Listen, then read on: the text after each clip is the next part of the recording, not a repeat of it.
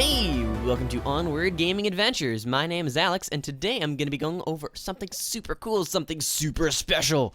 I don't know if you guys have noticed, because I'm not sure if you can actually, but the channel has hit 10,000 views. How awesome is that? Videos of ours have been watched 10,000 times. That is the coolest thing ever, just thinking about that.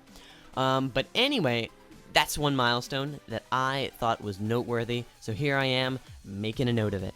10,000 views, yes! On the last milestones video, I did an overview of my setup, of my screens, of my computer, my microphone, all of that stuff. The thing is that you don't really need that if you're trying to make a gaming channel. If you're starting off, you can do it for free, so long as you have a computer that can play games relatively well. First things first, your hardware. You're going to need a computer for this. You can't do this on tablet or mobile or anything like that, but you can do this on Mac or PC. So if you have a Mac or if you have a PC, so long as they can play games relatively well, you should be pretty good.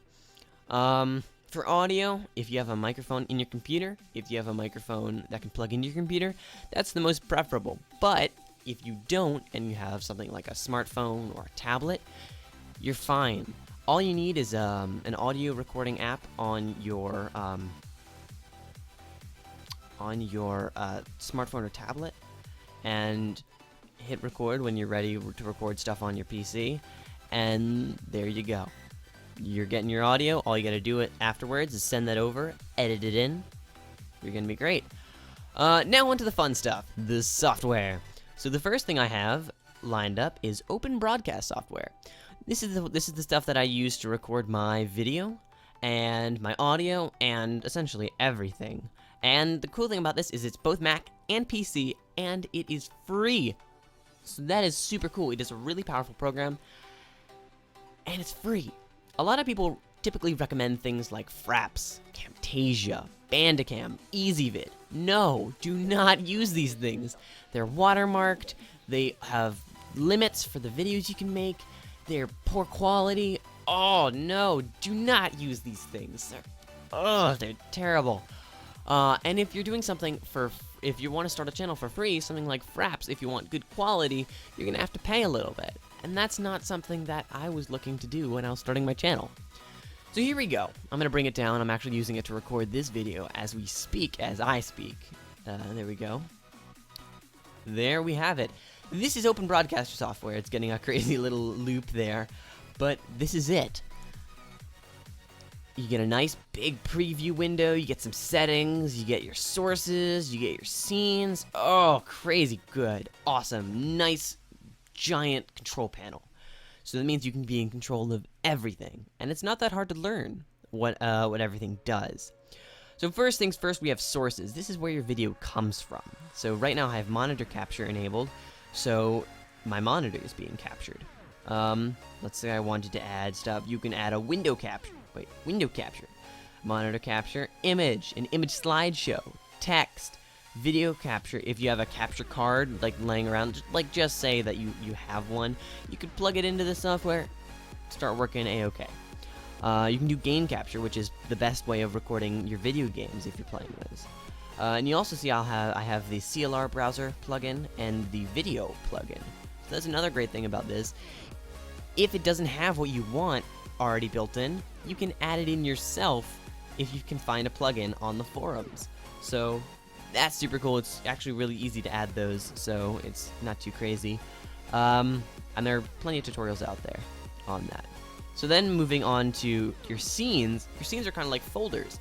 They hold all of your sources. I'm not going to click on these because they turn the video all black, and you wouldn't be able to see anything, but I can actually add an image. Let's say I'm going to go browse for that. What I want? I want blue sample. We'll call it that. So we have this position. Where is it? Edit scene. I can actually move things around. So you see I have two things here. Those are both contained within my desktop one scene. So my sources, I have my image, which actually is a great way of explaining how Facecam can work. You can just put it up there in that top corner. I can have as many things here, and then when I click on a different scene, it could be a completely different list of whatever I want in there. I'm gonna remove that. There we go. So that's pretty simple there. The settings, I'm not really gonna go over settings because they're very specific to your computer. Quality settings vary from computer to computer, so likewise, your settings are gonna vary from computer to computer. The best way I'm gonna suggest of going about settings is finding a bunch of tutorials online, looking at them all, kind of trying to learn what everything means, and then tailoring the settings to your own liking. Obviously, you can go online and find someone's preset level of settings, but I wouldn't suggest that. If your computer's decent and it can record 1080p 60, record 1080p 60. If it can do 1080, do 1080. If it can do 720 60, do 720 60. So on and so forth. It's completely scalable, so you're not just locked into, oh, you can only do 480p type of stuff. Anyway, I'm just gonna move that away.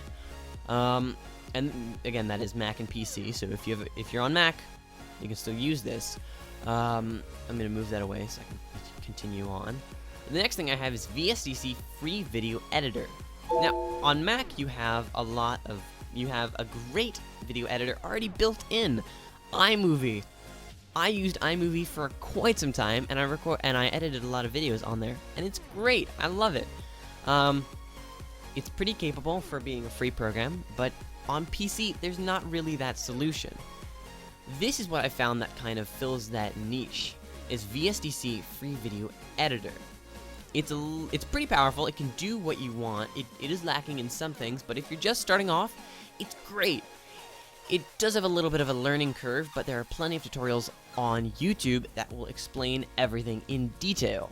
So I'm just gonna start off, do something really quickly. Project title, that's pretty simple. All you gotta do is click new title and then set these settings up to the ones you recorded with. So if you recorded 1080, set it up 1080. If you recorded 60, if you recorded 720, put in 720. Also put the frame rate of your videos because that's important. Audio frequency isn't as important, but that's also something if you want a little bit higher quality. Hit finish, you pop up this file sequence wizard. This is for doing transitions and things. I'm not going to do that right here, but boom, there you go. Here's the layout. It's pretty simple. I'm going to add an object, an image. Let's go find an image here. I think awesome smiley. There we go. Ooh, wow, it's resizable. That's one thing that this program really excels at, is picture-in-picture and resizable video. So if you didn't record your face cam inside of OBS, you can actually just drag it over here and really simply put that up in the top right-hand corner, or the bottom right-hand corner, or the left corner, or in the middle. I don't even know. But that's really what this really excels at, is face cam and stuff like that, and overlays and things that are flying in from all sides, and little call to actions and all this crazy stuff. This is where this thing is good, what this thing is good at. Alternatively, if you're on Mac, iMovie will do just fine as far as things like editing go. So there you go. I'm gonna close out of that. I do not want to save the project. And last but not least, adding a little touch of quality to your videos, I have an image editor, Paint.net. Paint.net is free, and no, it is not the built-in Paint application that Windows has. I was saying something. Dang it. There are other image editors out there, such as GIMP, and some online versions like Pixlr. But I think this one is the nicest out of all of them because it's simple, it's easy to use, and it looks like a nice program. Using it, I can make some cool things like, boom, these things. And one thing that it really helps with is text.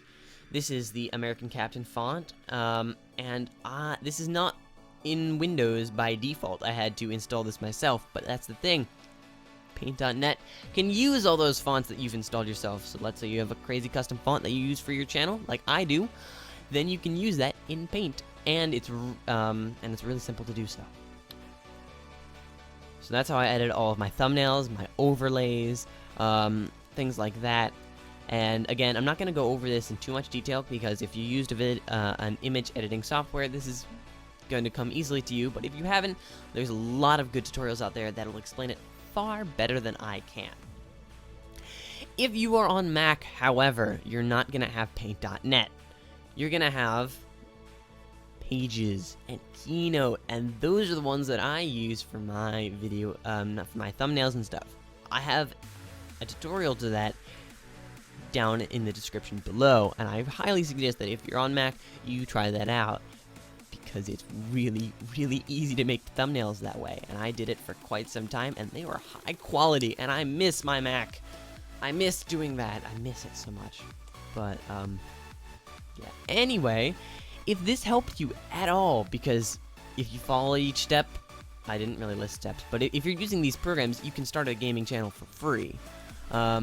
If this helped you start a gaming channel, make sure to leave that down in the comment section below. Tell me your success. Tell me if you did it. If you can make videos with this stuff, because I love that. I like seeing that what I did had an impact on someone. That's super cool. If you like this, make sure to give it a thumbs up. If you didn't like it,